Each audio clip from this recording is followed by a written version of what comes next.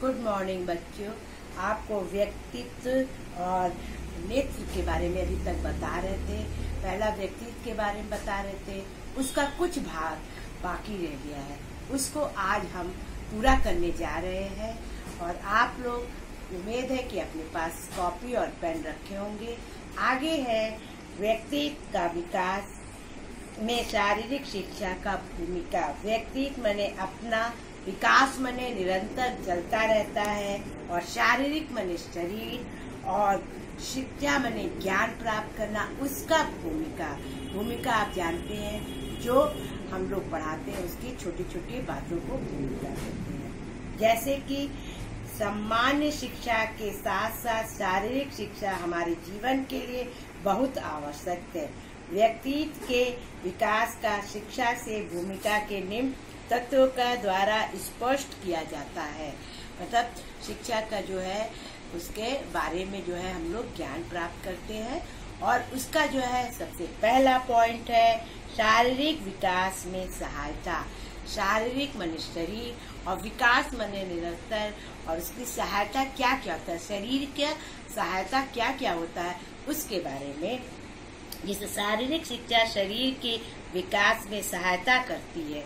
शारीरिक शिक्षा शरीर के विकास में हमारी क्या करती है, सहायता करती है, मदद करती है। और शारीरिक शिक्षा के विषय के द्वारा शारीरिक विकास संतुलित रूप से किया जाता है। संतुलित माने बराबर किया जाता है।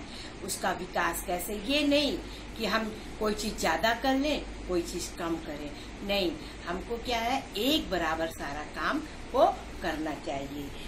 और इसके बाद हम शिक्षा के बालक के शारीरिक विकास के उपाय के साथ साथ व्यवहारिक रूप से भी बताते हैं।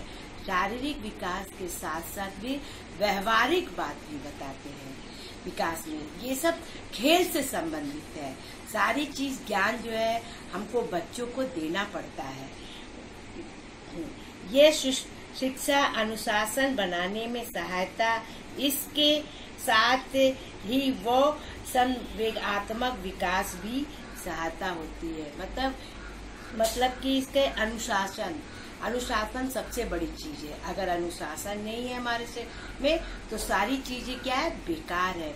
इसलिए जो है हमको सबसे पहले टीचर को, बच्चों को अनुशासन के बारे में, कि हम कहीं जाते हैं खेल में तो हमको वहाँ पे अनुशासन रखना। कोई टीचर अगर कोई चीज बोलता है या कोई मास्टर बोलता है तो हमको जो है उसके बातों का, आज्ञा का पालन करते। जाने से पहले हम लोग को जो है प्रधानाचार्य सारी चीजों को बताती है कि बेटा वहाँ पे जाने के बाद कोई भी शैतानी या कोई भी ऐसी बात मत करना जो स्कूल का नाम जो है रोशन खराब हो।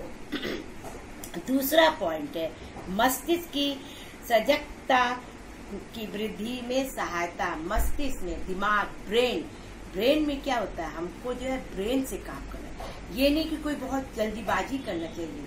ब्रेन के द्वारा जो है हमको शिक्षा कहाँ से मिलती, ब्रेन से मिलती। इसलिए हमको जो है शिक्षा प्राप्त करने के लिए बहुत सोच समझ के करना है। शारीरिक शिक्षा मस्तिष्क की एक अग्रह एवं जगत का विकास करती है। कोई चीज फोकस की जाती है, दिखाया जाता है करके। अब जैसे खेल है तो सारे बच्चों को मालूम नहीं रहता, उनको बताया जाता है कि इस तरह से खेलो, इस तरह से उसको करो, और तब बच्चे जो है उसको सीखते हैं। उसी तरह पढ़ाई में भी जो है हमको बताना पड़ता है कोई भी चीज, कोई भी टीचर, कि ऐसे बच्चों ऐसे होता है, ऐसे होता है, और तब वो बताते हैं कि आप अपना नोट्स बनाइए। या बच्चों को फिर कहा जाता है कि तुम आके मैदान में पूरे टाइम जो है प्रैक्टिस करो। खेल में मस्तिष्क की जागरूकता आवश्यकता होती है। मतलब जागरूकता होनी चाहिए, हमेशा सतर्क रहना चाहिए। कि जैसे कि अब जो है खेल के समय में क्या होता है, पहले नाम लेके बोलते थे, अब नहीं, अब क्या है, नंबर दे देते हैं। नंबर से, वो नंबर हमारा नाम है, उस नाम के आधार पर सुनना चाहिए, और जैसे ही नाम बोलना चाहिए तुरंत रेस के यही दौरान ये सारा चीज दिया जाता है।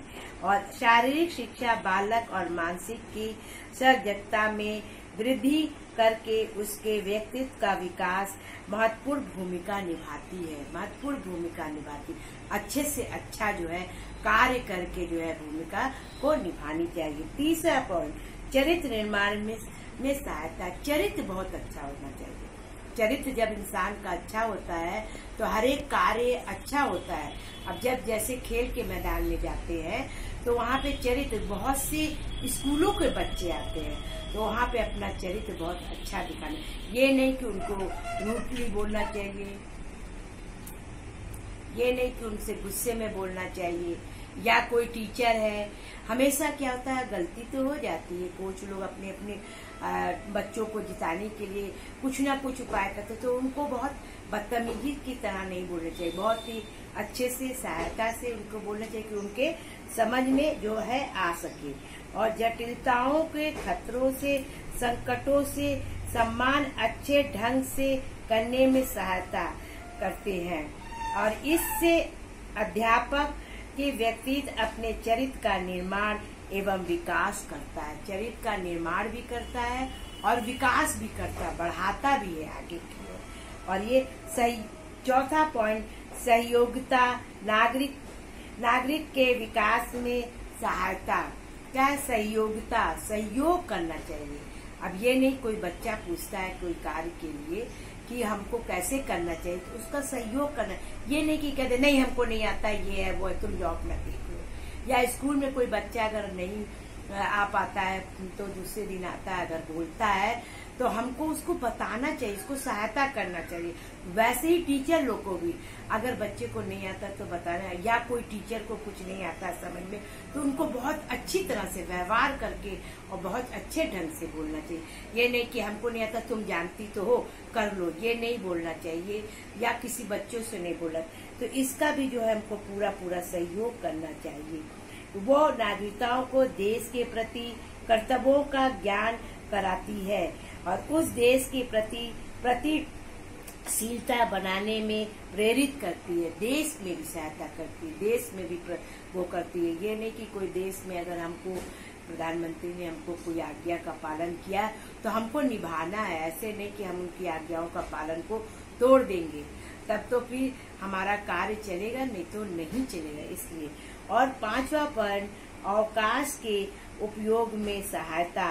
अवकाश के उपयोग में भी सहायता, जैसे छुट्टी का समय है तो उसका उपयोग कैसे करना चाहिए। मान लो जैसे गर्मी की छुट्टी हो जाती है तो हमको कैसा करना चाहिए, उसमें कुछ ना कुछ अपने समय को वेस्ट नहीं करना चाहिए, कुछ ना कुछ करना चाहिए कि कोई चीज अच्छा आ सके। कोई मान लो कोई बहुत अच्छा हो और वो आपका स्कूल में ले जाके दिखाते तो वो आगे बढ़ते जाते, कभी कभी क्या होता है बहुत आगे बढ़ जाता है, स्टेज तक के लिए कार्य में आता है।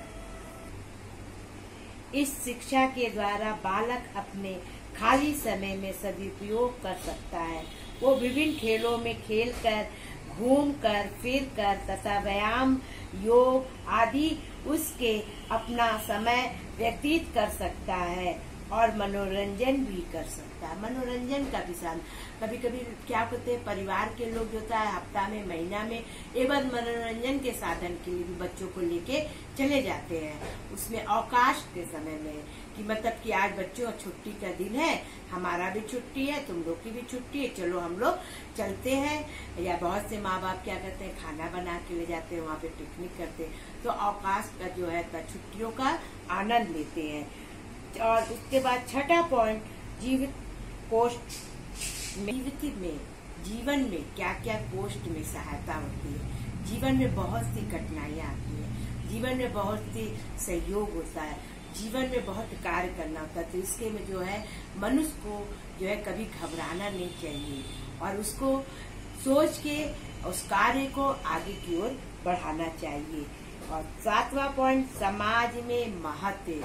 समाज में ये नहीं, समाज क्या है हमारे आस पड़ोस में है, समाज में जहाँ पे हम दावत में या किसी के मरनी में या कार में या किसी भी उसमें हम लोग जाते हैं तो उसका भी हमको पूरा ध्यान रखना चाहिए। शारीरिक शिक्षा के द्वारा मनुष्य नेत्र के गुणों में सीखने के साथ साथ सहयोग, सहानुभूति और नागरिकता आदि गुणों का विकास कर सकता है, नागरिकता गुणों का विकास करता है। नागरिक में बहुत कुछ कार्य होता है, उसका विकास करता है। भाई कोई जिम्मेदारी दे देता है काम करने का तो उससे पीछे नहीं हटना चाहिए, उसके कार्य को पूरा पूरा सहयोग देना चाहिए। 8वां पॉइंट, अंतर्राष्ट्रीय महत्व। खेल के द्वारा एक देश से के व्यक्ति दूसरे देश के व्यक्तियों के साथ संपर्क स्थापित करते हैं। क्या है अंतर्राष्ट्रीय? क्या होता है दूसरे देश के और अपने लोग में क्या होता है आते हैं तो उनका हमको पूरा पूरा सहयोग करना चाहिए। ये नहीं कि अगर वो कोई चीज पूछते तो हम लोग गलत बता दें। भाई लैंग्वेज का फर्क हो सकता है, हर एक चीज के खान पान का हो सकता है, तो उसका हमको पूरा पूरा ध्यान जो है रखना चाहिए।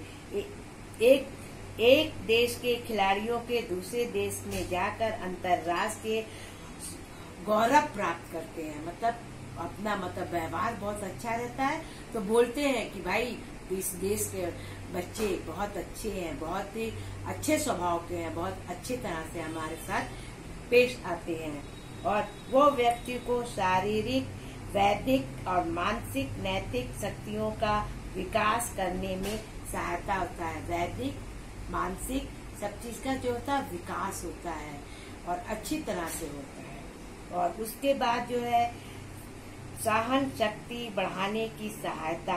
व्यक्तित्व के विकास में सहन शक्ति का होना बहुत महत्व। सहन शक्ति मतलब हमें इतना पावरफुल होना चाहिए, सहन शक्ति होनी चाहिए कि अगर कोई कुछ बोल देता है या कोई लड़ाई कर लेता है तो हमको सहन शक्ति होना चाहिए, तो उसका जो है हमको सोचना चाहिए और उससे लड़ाई नहीं करनी चाहिए और अच्छी तरह से समझा के उसको खत्म होना चाहिए। शारीरिक शिक्षा के द्वारा व्यक्तित्व में सहन शक्ति बढ़ा जाती है। अगर हम उसको तू में नहीं करेंगे तो हमारी शक्ति जो होती है बढ़ जाती है, मेल मिलाप रहता है और किसी प्रकार की जो होती है कोई भी दुर्घटना नहीं होने पाता है।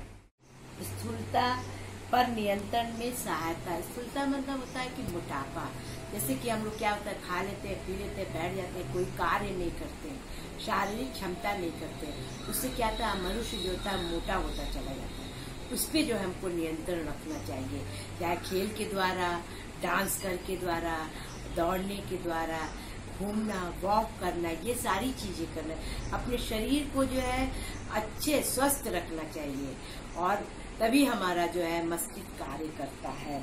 और इसमें जो होता है शारीरिक ऊर्जा का उचित व्यायाम करने से सहायता होती है, जिसमें व्यक्ति मोटापे की बीमारी से सदैव बचा रहता है। क्या होता है सदैव बचा रहता है मोटापे की। मोटापा ज्यादा होने से आदमी सोचता है कि बड़ा अच्छा है ये है वो, कुछ नहीं।